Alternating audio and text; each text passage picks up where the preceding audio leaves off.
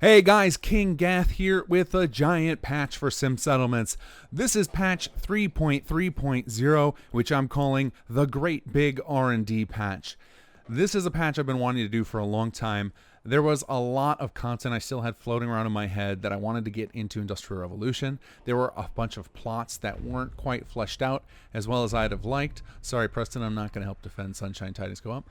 And there were also some features I wanted to change based on the new gameplay that Rise of the Commonwealth introduced. So there's a lot to cover in this video, so let's get right to it. So the first thing I wanted to tackle was the fact that a lot of you guys wanted to see more advanced industrial in the city plans. Now, originally we were going to go through and update all the city plans to support some more advanced industrial, but I realized that that was a waste of time because I had a much better and simpler solution that would be useful in other scenarios as well. So now you'll find that every plot, and this only applies to the ones without foundations, so that would be the 2x2 plots and the interior plots. If you go to their ASAM sensor, and you'll see at the bottom there's a new change plot type option, so you can change a plot into another type. And what it actually does, it doesn't actually change it. What it does is it builds another one in that one spot, assigns the settler to that new one, and then scraps the old one for you. So you can see for a second two will exist in the same spot, and then once the settler transfers over to the new one, it will scrap the other one. Now, occasionally, the timing with the workshop scripts gets a little screwy and the settler won't get assigned, but Sim Settlements tries real hard to make that happen for you. And if I continue to find ways to improve it, I will. Now, you can do more than just switch out, for example, industrial into advanced industrial, although I think that's going to be a common use. You could also do things like just get rid of an extra residential, or if you have too much food in the late game, swap out some of those agricultural plots for a type you would prefer. So you can swap out any to any as long as they're in the same classification. So 2x2 can become 2x2, interior can become interior.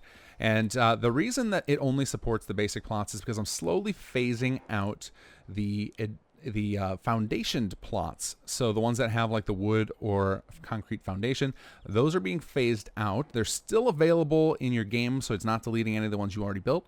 And if you desperately want to keep using them, you can re-enable them in the usability options of your holotape, but I am going to be phasing them out over time so that all that will be left is the records for them to exist in games you've already created, but not to create. Eventually you won't be able to create new ones. And the reason for that is by limiting to just the plots existing by themselves, I can do a lot more features similar to this of having the plots be more dynamic as opposed to having to go edit all of the different potential foundation versions. So that is a big change in this patch, and it's going to open up a lot of cool possibilities in the future.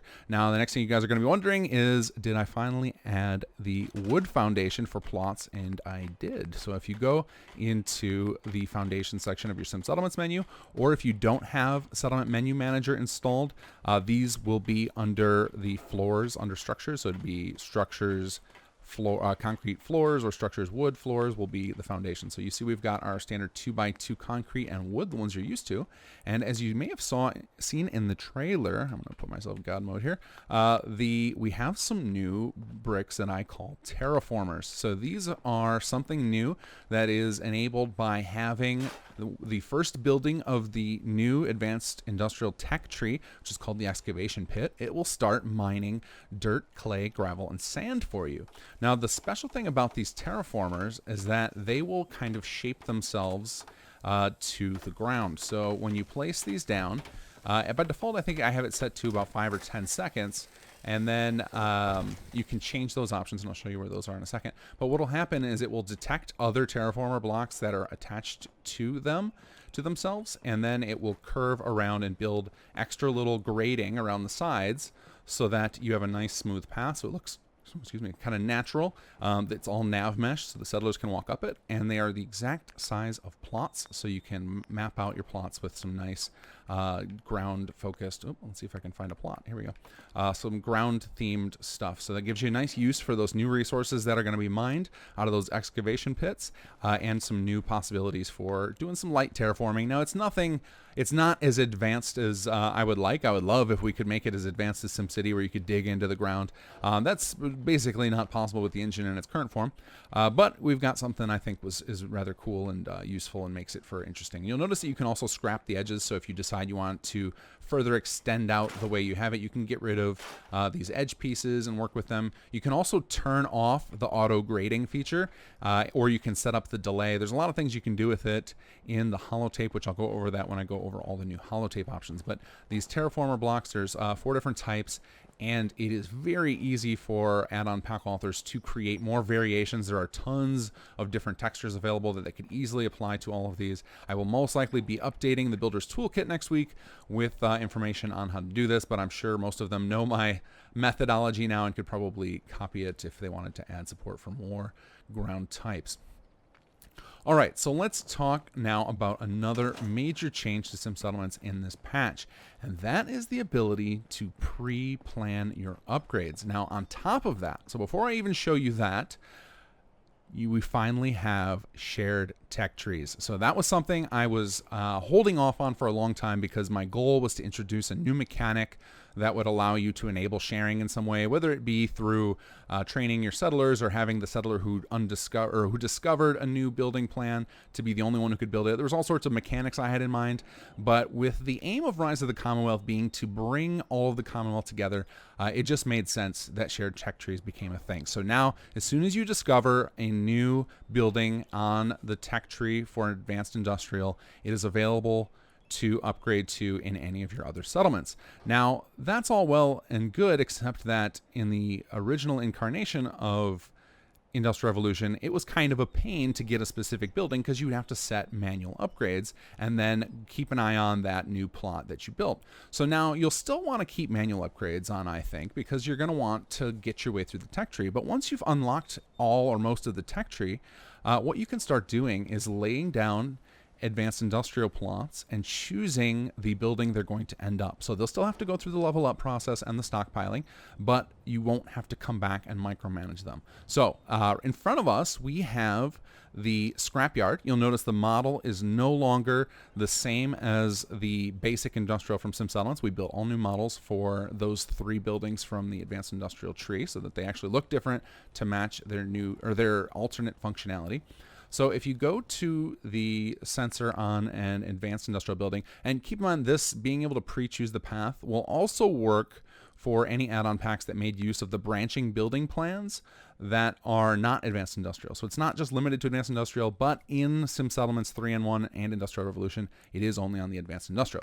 So if you go to Manage Upgrades, you'll see there's a new option, pre-select upgrade path. Now, I'll warn you, this menu is very slow, and that is because it's very complicated for it to generate this. I'm looking into ways to speeding it up, but as you can see, it takes 10 to 15 seconds for it to load up. But what it will do is it will show you all of the different Industrial Revolution buildings you have unlocked, even those on other tech trees. So you can build an Advanced Industrial plot, not have to worry about setting the right building plan. You can just immediately come in on a new plot and choose the one you've unlocked already to make sure it ends up as that. Now, it might branch into different directions on its way if you have manual upgrades on and you selected a higher level. So, for example, if I select this Military Salvagers, which I know is a tier 3, it's a level 3, what will happen is, even though I have manual upgrades set on, this individual plot will be set to automatically upgrade so that it can make its way to there over time. The opposite is true if I were to choose a level 2 building. So let's say I wanted to build a brewery and make sure it stayed a brewery. I know a lot of you guys have played around with that new mechanic that was added in a patch back in October. If you wanted to build up a brewery in another settlement, you could come use that upgrade path building, choose the brewery from the pre-planned path, and it would, as soon as it became the brewery, it would lock itself down to manual upgrades so that it wouldn't upgrade past the brewery to something else, so you can make sure that it became and stuck as that. So I think this gives you guys a lot more options to plan. I think it'll be very useful, for example, with the power plants, which are tier 3, and it can be kind of a pain to go build those power plants in other settlements after you unlock them, and I know a lot of you have complained that it makes them way less useful, so I'm hoping that will alleviate this, because you can pre-plan it and then deposit all of the stockpile goods into that stockpile, which if you're not familiar with the stockpile system, check back the the Industrial Revolution in-depth series. There's a lot of information there on how that mechanic works. So I'm hoping with all these big changes, with you being able to share your tech trees, to pre-plan them, and to change out the plots, it's going to give you guys a lot more opportunities to play around with the advanced industrial stuff, because there are tons of new secrets hidden throughout Industrial Revolution.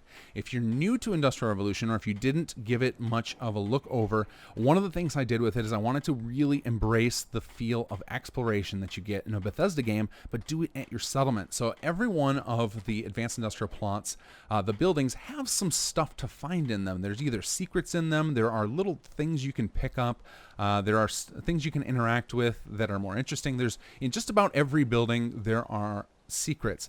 And after this patch, you'll find that some of the buildings you had built before have additional secrets beyond what you'd found before. So you've got an opportunity to re-explore all of Industrial Revolution. And not only did I touch a lot of the existing buildings, but I added an entirely new tech tree. And this tech tree has 10 buildings instead of 7. So you're going to have to go through and find out how to unlock all the different buildings in Industrial Revolution. Some of them are only available once another piece of tech is unlocked. It's all interconnected, and it's designed to keep you exploring and looking for secrets. So on that note, I want to show you guys some new holotape options, because one of the things I noticed in a lot of comments on the trailer video is a lot of people were surprised there were quests in Industrial Revolution.